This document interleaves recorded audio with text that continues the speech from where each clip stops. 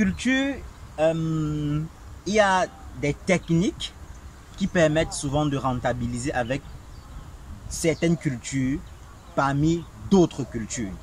Et en agriculture également, je parle bien ici agriculture avec petit a, c'est-à-dire la production végétale. Il y a des cultures par lesquelles on peut commencer, qui demandent peu de moyens et qui sont aussi assez rentables. C'est le cas aujourd'hui d'une de nos parcelles. On va vous parler du Macabo aujourd'hui. Permets-moi d'abord de me présenter. Mon nom c'est Fabrice Ndiolakou, ingénieur agronome de formation et de profession. Bienvenue sur Africa Contractor. Sur cette chaîne, nous parlons d'agriculture, d'élevage, d'agroalimentaire et beaucoup d'idées business qui concernent l'agro-pastoral. Alors, si tu es nouveau sur cette chaîne, tu as deux choses à faire. La première, abonne-toi, active la cloche de notification pour ne rater aucune de nos vidéos qui concernent l'agro-pastoral. Et la deuxième, partage au maximum cette vidéo dans tes différents groupes WhatsApp, Facebook, LinkedIn, Twitter et j'en passe.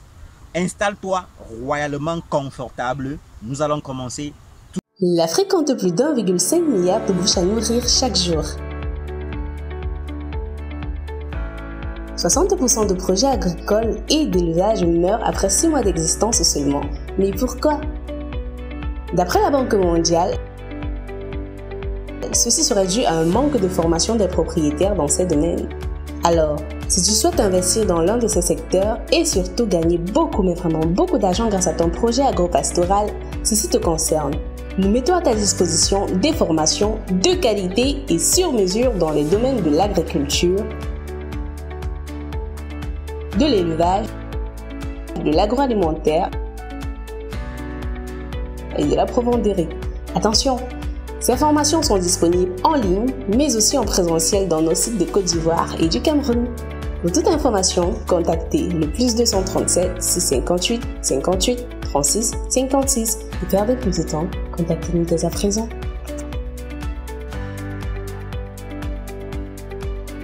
Comme je le disais tout à l'heure, il y a des cultures en production végétale qui vous permettent de rentabiliser dans certaines cultures.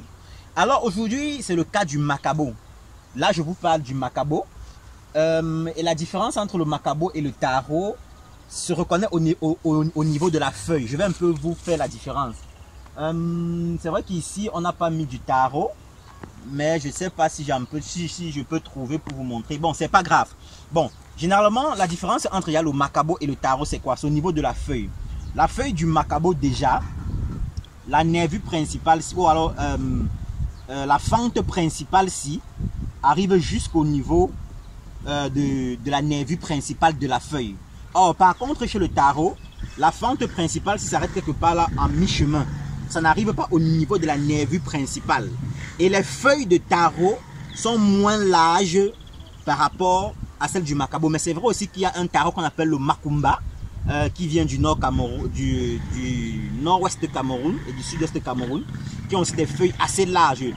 Bien qu'elles soient larges, la fente principale n'arrive pas jusqu'à la nervure principale. Donc la différence entre le Macabo et le taro se reconnaît au niveau de ses feuilles. Ok, déjà le Macabo c'est une des cultures assez faciles à cultiver. Elle est un peu comme le manioc. Pourquoi je dis un peu comme le manioc? Parce que elle est moins exigeante en termes d'engrais. Elle n'a pas de problème d'insecticides, de fongicides et bien d'autres. Tout ce qu'elle demande, c'est un sol bien drainé, un sol bien engraissé avec de l'engrais organique. À la semis, vous pouvez apporter de la fiente de poulet pondeuse ou la fiente de poulet de chair ou de porc, ça dépend de vous. Mais il suffit que l'engrais organique soit mis en quantité suffisante dans le sol. Et quand vous faites les semis, après la levée de la plante, juste l'entretien. Par exemple, là, vous allez voir que nous avons récolté le maïs. Mais qu'est-ce qu'on fait? On attend bientôt d'ici 2-3 mois pour récolter le Macabo. Parce qu'il faut dire, le Macabo, lui, il peut faire entre 8 et 1 an au sol, selon les variétés. Or, pendant ces 8 et 1 ans là, nous on fait 2 tours de maïs, puisque nous sommes dans la région du centre. Et c'est pas comme la région de l'ouest, où on ne fait que le maïs une fois l'an.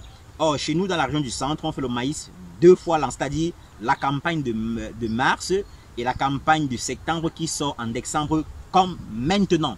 Ok, donc si généralement vous voulez vous lancer dans l'agriculture et que vous n'avez pas de gros moyens pour commencer, comme par exemple avec la culture de l'ananas, la culture de la tomate, la culture du piment, des cultures maraîchères qui demandent d'abord une technicité assez adéquate et qui demandent aussi une maîtrise du processus de production. Or ici, il n'y a pas d'abord trop d'engrais à vous demander. Ici, il n'y a pas trop d'insecticides, de fongicides comme sur les autres cultures. Et si vous apportez simplement l'engrais organique, comme je vous l'ai dit, le résultat sera meilleur. Et quand vous sacrez généralement vos champs, ou bien quand vous faites vos récoltes, les herbes qui sont au champ, il est mieux de les mettre en bas de la plante. Cela va favoriser la croissance et le rendement de la plante.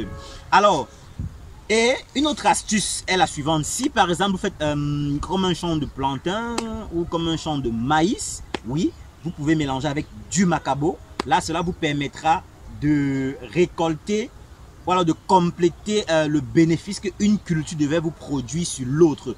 Parce que proprement dit, le macabo le fait lui seul. Bon, je vais dire, il est rentable, mais il faut être assez patient. Donc c'est un peu comme la culture de l'ananas. Vous voyez un peu dans l'ananas, c'est 14 à 15 mois avant la récolte. Lui, c'est entre 8 et 1 an avant la récolte. Donc, ce sont des cultures où il faut être vraiment patient si vous voulez vous lancer à l'intérieur. Mais de mon point de vue, puisqu'elles sont faciles et moins exigeantes, je vous propose d'allier cela à d'autres cultures dans vos plantations. Comme par exemple la culture du maïs, la culture du bananier plantain, la culture peut-être, non pas du manioc, peut-être même dans votre champ de piment, ça peut passer. Et ça va vous permettre qu'après avoir retiré la première culture, elle va rester pour attendre sa maturité et vous allez la récolter. Notons que pour l'itinéraire technique de la culture du macabo, elle est assez facile. Simplement, on va un peu ensemble s'entretenir sur comment est-ce qu'on peut faire la semis du macabo. D'entrée de jeu d'abord, je vous dirais déjà, si vous ne vous y connaissez pas en reproduction végétale, c'est-à-dire la fabrication des semences, je vous conseille de vous rapprocher de quelqu'un qui a des meilleures semences. Parce que comme je vous l'ai toujours dit, le rendement de la culture dépend du type et de la qualité de la semence. Or, maintenant chez le macabo par exemple, la semis se fait comment? C'est 1 mètre entre les lignes et 1 mètre entre les plants. Parce que en fait, vous voyez que cette variété, si vous voyez, ils sont là à 1 mètre, mais comment ils ont grandi et il faut de l'espace en fait. Il ne faut pas que ce soit très touffu. Il ne faut pas que ce soit serré. Est-ce qu'on se comprend? Donc, si vous prenez 1 mètre entre les lignes et 1 mètre entre les plants, à mon avis, c'est adéquat. Mais si c'est en culture mixte, vous pouvez prendre 1,5 mètre, voire même 2 mètres entre les plants et 2 mètres entre les lignes, puisqu'il y a une autre culture qui va séjourner dans la plantation. Mais si c'est en culture unique, prenez 1 mètre entre les plants et 1 mètre entre les lignes. Maintenant, le macabo, c'est comment? Vous pouvez soit faire des bions, ça dépend de vous, ou alors soit faire des, on appelle ça comment là, des mottes, voilà, des mottes de terre. Parce qu'il faut dire, la semis directe du macabo n'est pas conseillée, puisque le macabo a besoin de s'enraciner pour développer la tubercule du macabo. Est-ce qu'on se comprend? Donc, il lui faut un sol mou, bien drainé et facile à la pénétration de ses racines. Est-ce qu'on se comprend?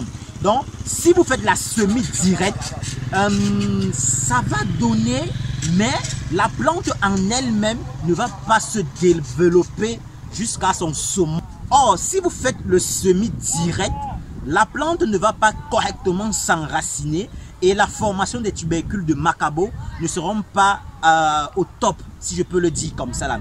Or, par contre, quand le sol il est labouré, soit vous le labourez et vous passez mettre le macabo, soit vous formez des bions ou alors vous formez des mottes de terre. Un peu comme on fait dans la culture de l'igname.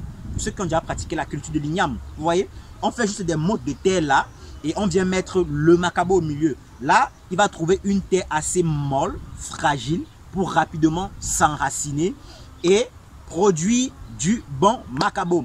Maintenant aussi, n'oubliez pas que quand vous cultivez, pensez toujours à choisir entre le macabo blanc ou le macabo rouge. Ça dépend, comme je l'ai toujours dit, de votre marché, ça dépend de votre clientèle. Avant de vous lancer toujours dans une culture, ciblez le marché. Et dès que vous avez ciblé le marché, renseignez-vous sur les habitudes alimentaires de votre marché. Pour ne pas produire, je prends un exemple, vous pouvez arriver dans une région où on ne mange que le macabo blanc, mais vous produisez le macabo rouge. Et vous arrivez au marché, c'est pas facile à vendre, ou vous ne vendez même pas. Et ça va faire une perte. Donc, n'y arrivez pas à ça. Donc, où que vous vous trouvez, si vous lancez la culture du macabo, renseignez-vous d'abord sur quel est le macabo qu'on consomme le plus, le blanc ou le rouge, avant de choisir laquelle des semences mettre en terre. Et surtout, respectez l'itinéraire technique qu'on vous a donné ici, en culture mixte ou en culture unique, et la réussite sera garantie.